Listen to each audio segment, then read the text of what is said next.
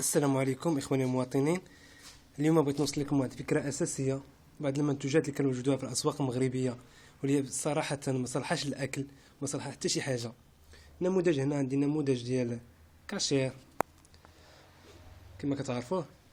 كما كتلاحظوا إلا رجعنا لتاريخ الصلاحية ديالو غنلقاو تاريخ الصلاحية ديالو مازال أن خرج 30/10/2014، تاريخ انتهاء صلاحية 30/1/2015. يعني مازال صالح الأكل، ولكن من خلال الفتح ديالو كنلاحظوا وجود بعض المواد اللي هي متعفنة كما كتلاحظوا. هاد الأشياء صراحة اللي كتخلينا أننا نشكو في مصدر هذه المواد في الأسواق المغربية، كيفاش ما كتدخلش السلطات باش تمنع مثل هذه الأشياء. وشكرا.